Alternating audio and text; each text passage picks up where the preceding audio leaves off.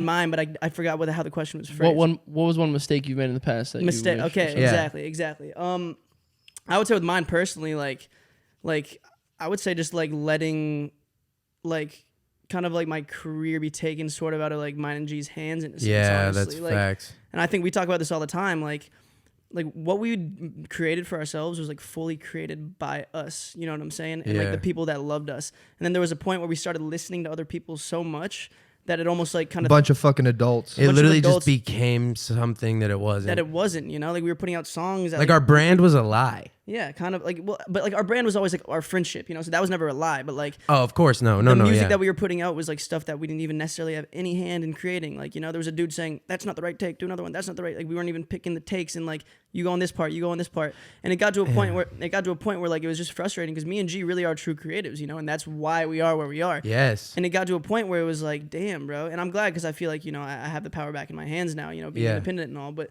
it was like, damn, like that's one of like I think my biggest mistakes is just like losing sight of the vision and just trusting people who like maybe have done this before, so you think that it's like, you know, the right thing to do. It's easy to like they're gonna just like make shit happen, but then in reality it's like they've never had anyone like you either though. Like, exactly, like you are you. Like you can't take a Jack and Jack and then put it in some other fucking cookie cutter mold. Like that's not what it is. Exactly. And you guys came off a fucking industry or you came out of the internet, which wasn't even a thing yet. And like, so like literally, they're trying to fucking teach you how to fucking be in the industry when they don't even know what's happening to the industry anymore. The industry is flipped upside down. No, and we were in a weird time. You guys were like the #1 songs on the fucking charts over all the best artists.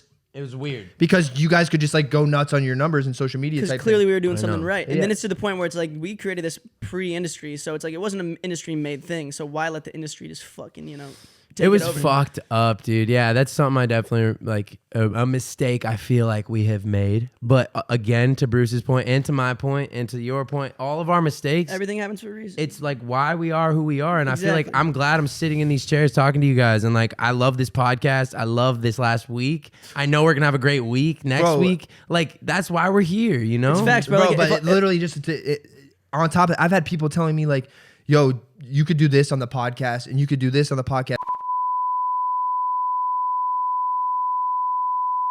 Kind of out on the fringes a little bit, like telling me things to do, and I was like, yo, like, have you ever done anything in entertainment? Have you done a podcast? Have you ever taken an acting class? Have you ever sang in front of anyone before? Literally. I didn't think so, so shut the fuck up. I know, everybody wants to Don't tell me how to make my fucking show better, you fucking idiot. It's funny because you'll be out and about, and it always happens. Are you kidding me?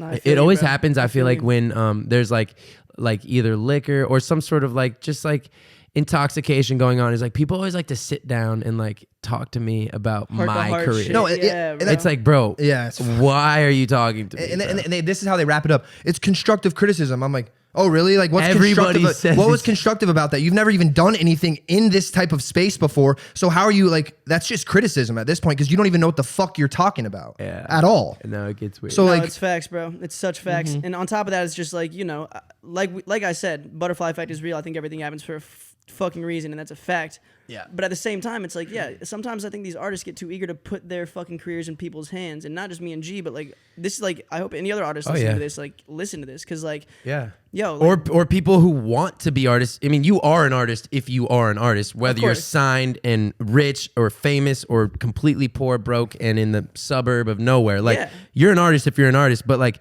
for artists, like validation is like, oh, signing that deal, but in reality, that could be the worst fucking thing that you do. Exactly.